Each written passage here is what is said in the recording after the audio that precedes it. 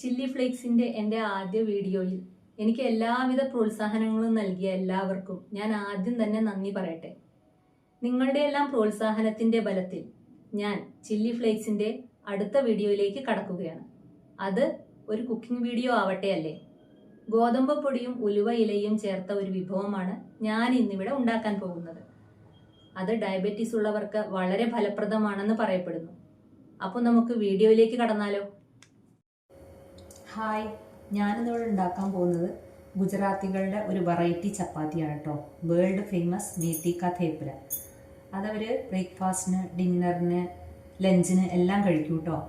പിന്നെ അത് ഉണ്ടാക്കുന്നത് നമ്മളുടെ ഉലുവച്ചീര വെച്ചിട്ടാണ്. അതായത് ഉലുവച്ചീര എനിക്കിവിടെ മഞ്ചേരിയൊന്നും ഉലുവച്ചീര ഫ്രഷ് കിട്ടില്ല.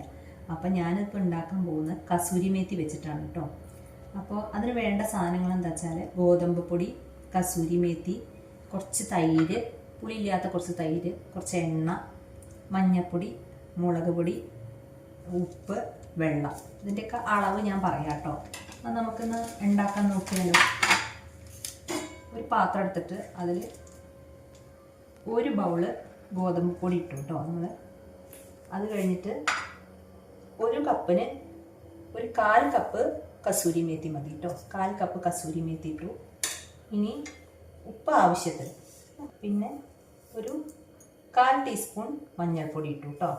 പിന്നെ ഒരു മുളക് പൊടി ഒരു സ്പൂണൊക്കെ ഇടാം, 1 ടീസ്പൂൺ. അത് ഓരോരുത്തരുടെ നമ്മളുടെ എരിവിൻ്റെയും ഇതൊക്കെ അനുസരിച്ച് നമുക്ക് ഇടാം കേട്ടോ. എന്നിട്ട് ഇതിനെ നന്നായിട്ട് നമ്മളൊന്ന് മിക്സ് ചെയ്യുക. എന്നിട്ട് നമ്മളിതിൽ പിന്നെ ഈ തൈര്, ഇത് ഈ സ്പൂണിന് 2 ടേബിൾ സ്പൂൺ തൈര് കേട്ടോ. പിന്നെ 2 ടേബിൾ സ്പൂൺ എണ്ണ എന്ന് പറയുമ്പോൾ ഈ Gujarati food, north Indian food ഇതൊക്കെ ആകുമ്പോൾ നമ്മൾ വെളിച്ചെണ്ണ ഉപയോഗിക്കാതെ സൺഫ്ലവർ ഓയിൽ ആവട്ടോ നന്നായിരിക്കുക. കാരണം എന്താ വെച്ചാൽ അവർക്ക് നമുക്ക് ആ വെളിച്ചെണ്ണയുടെ ടേസ്റ്റ് ഇതിൽ ചിലപ്പോൾ നന്നാവില്ല. എന്നിട്ട് ഇതൊന്ന് കൂട്ടി നന്നായിട്ട് മിക്സ് ചെയ്യുക. മിക്സ് ചെയ്യുമ്പോൾ ഈ തൈരിൻ്റെയും എണ്ണയുടെയും ഒക്കെ തന്നെ ഒരു ചെറിയൊരു ഇത് വരും. അപ്പോൾ അത് നോക്കി പിന്നെ നമുക്ക് വെള്ളം ആവശ്യത്തിന് കൂട്ടിയാൽ മതി. കാരണം നമുക്ക് വേണ്ടത് എന്താ വെച്ചാൽ ചപ്പാത്തിയുടെ മാവ് എങ്ങനെയാണ് കുഴയ്ക്കുക, അതേ പരുവം തന്നെയാണ് കേട്ടോ ഇത് വേണ്ടത്. ഞാനിത് കുഴച്ചിട്ട് ഇങ്ങനെ ഉരുളയാക്കിട്ടോ. ചപ്പാത്തിയുടെ അതേ ടെക്സ്ചർ വയ്ക്കാൻ കുറച്ച് കണ്ടു. ഇങ്ങനെ കുറച്ച് സോഫ്റ്റ് ആയിരിക്കണം, ഹാർഡാവരുത് കേട്ടോ മാവ് കുഴക്കണം. നമ്മൾ ചപ്പാത്തിക്ക് സോഫ്റ്റായി കുഴക്കണം അതുപോലെ തന്നെ. എന്നിട്ട് ഇതിനെ കുഴച്ച് ഉരുട്ടിയിട്ട് നമുക്ക് കുറച്ച് എണ്ണ ഇതിൻ്റെ മുകളിൽ കൂടെ ആക്കിയിട്ട് അങ്ങനെ ഒന്ന് എണ്ണ ഇതായി സോഫ്റ്റ് ആവാൻ വേണ്ടിയിട്ട് കുറച്ച് എണ്ണ മാത്രം ആക്കിയിട്ട് വെക്കാം കേട്ടോ.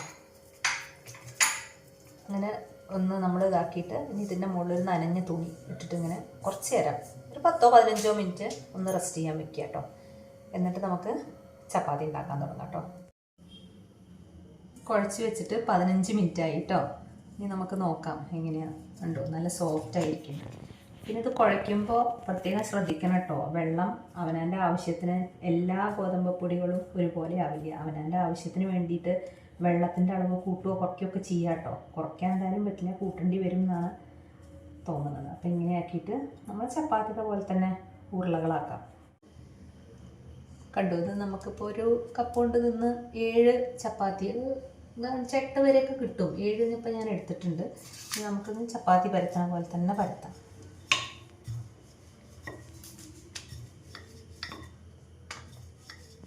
അല്ലാതെ പൊടി ഒരുപാട് തൂവാതെയാണ് നല്ലത്.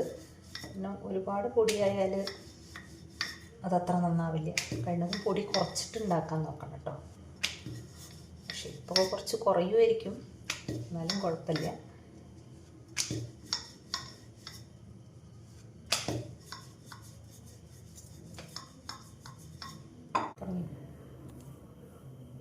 നമ്മളുടെ എല്ലാം പരത്തി വെച്ചിട്ടുണ്ട്. ഇത് പിന്നെ ഈ ഷേപ്പ് കുറച്ച് കുറവെന്താ വെച്ചാൽ ഈ ഉലുവയുടെ ഇല അങ്ങനെ ഇതിൽ ഇടയിലുള്ളതുകൊണ്ട് നമ്മൾ വിചാരിച്ച അത്ര ഷേപ്പ് ഇതിന് കിട്ടില്ല കേട്ടോ. അങ്ങനെ ഒരു ബുദ്ധിമുട്ടുണ്ട്, വേറെ കുഴപ്പമൊന്നുമില്ല. പക്ഷേ നമ്മളിതെടുത്തു. ഇനി നമുക്ക് ഓരോന്നായിട്ട് ചുട്ടെടുക്കാം. നമ്മളിത് ചുട്ടെടുത്തു. കുറച്ച് നമ്മൾ എണ്ണ ഒന്ന് തൂവി കൊടുക്കണം കേട്ടോ. കാര്യമായിട്ട് അതാണ്, എണ്ണ കുറച്ച് വേണം. അതാണ് അതിൻ്റെ ഒരു ടേസ്റ്റ്. കേടുകൂടാതെയൊക്കെ ഇരിക്കാൻ വേണ്ടിയിട്ട് 2-3 ദിവസം വരെയൊക്കെ അത് കേടുകൂടാതിരിക്കും കേട്ടോ. ഒരു പ്രശ്നമൊന്നുമില്ല. നന്നായിട്ട് ഇതാട്ടോ നമ്മൾ വേപ്പിലകളൊക്കെ ചുട്ടെടുത്തു കേട്ടോ. എല്ലാം ചുട്ടു. ഇതാ നല്ല കണ്ടു, നല്ല സോഫ്റ്റ് ആയിട്ടുണ്ട്. ഉണ്ടാക്കി നോക്കൂ, ഭയങ്കര ടേസ്റ്റാട്ടോ കഴിക്കാൻ. നല്ല സോഫ്റ്റ് ആയിട്ട് കണ്ടു, ആയിട്ട് നല്ല സോഫ്റ്റ് ആയിട്ടുണ്ട്. ഇനി നമുക്ക് ഇതെന്തിൻ്റെ കൂടെയും കഴിക്കാം കേട്ടോ. ചായയുടെ കൂടെയോ അല്ലെങ്കിൽ വേറെ എന്തെങ്കിലും കറിയൊക്കെ കഴിക്കാം. പക്ഷേ ഏറ്റവും കൂടുതൽ ഇതിന് ചേർച്ച ഒരു ഇതിൻ്റെ ചട്നി ഉണ്ടാക്കാനാണ്. വെളുത്തുള്ളി ചട്നി ഇതാ ഉണ്ടാക്കാം കേട്ടോ. ആദ്യം നമ്മൾ ഒരു പാത്രത്തിൽ കുറച്ച് എണ്ണ എടുക്കുക. എണ്ണ ഒന്ന് ചൂടായിട്ടുണ്ടെങ്കിൽ ഒരു 2 കുടം വെളുത്തുള്ളി. ഞാനിതിൽ 2 വറ്റൽമുളകാട്ടോ എടുത്തിരിക്കണം. ഈ മുളക് നല്ല എരിവുണ്ട്, അത് കാരണം ഞാൻ 2 എടുത്തിട്ടുള്ളൂ. എന്നിട്ട് നമ്മൾ ഇതൊന്ന് എണ്ണയിലേക്ക് ഇടുക.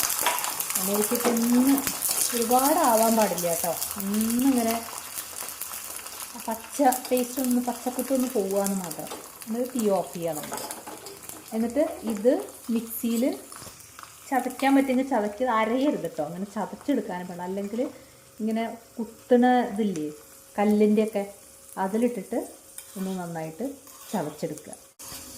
ഇതിൽ കളറിന് വേണ്ടിയിട്ട് നമുക്ക് കാശ്മീരി മുളക് കൂടി ചേർക്കാം കേട്ടോ. കളർ വേണമെങ്കിൽ.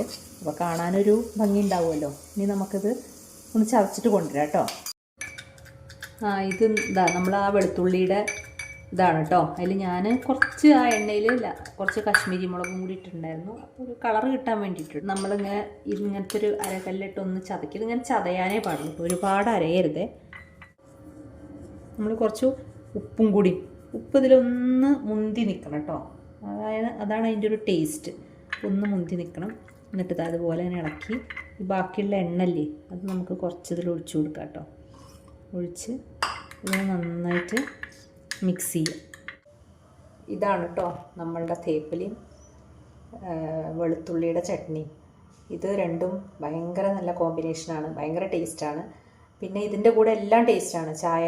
ചായയോ നമ്മൾ പുറത്തെവിടെയും പോകുമ്പോൾ ഇത് 2-3 ദിവസം വരെ, ഇതിൻ്റെ പ്രത്യേകത കേട്ടോ, ഒരു 3 ദിവസം വരെ ഈ തേപ്പില കേട് വരാതിരിക്കും. അപ്പോൾ നമ്മളിത് കൊണ്ടുപോയിട്ടുണ്ടെങ്കിൽ ഒരു ചായയോ എന്തുണ്ടെങ്കിലും അതിൻ്റെ കൂടെ അത് കഴിക്കാനും പറ്റും. നിങ്ങളെല്ലാവരും ഇതൊന്ന് വീട്ടിലുണ്ടാക്കി നോക്കൂ കേട്ടോ. എനിക്കറിയാം നിങ്ങൾക്ക് എല്ലാവർക്കും ഇത് ഇഷ്ടമാവും. അപ്പോൾ നിങ്ങളെല്ലാവരും ഈ വീഡിയോ ഒന്ന് സബ്സ്ക്രൈബ് ചെയ്യാനും ഷെയർ ചെയ്യാനും ലൈക്ക് ചെയ്യാനും കമൻറ്റ് ചെയ്യാനും മറക്കരുതേ. അപ്പോൾ ഇനി അടുത്ത വീഡിയോയിൽ കാണാം. അതുവരെ എല്ലാവർക്കും ഗുഡ് ബൈ.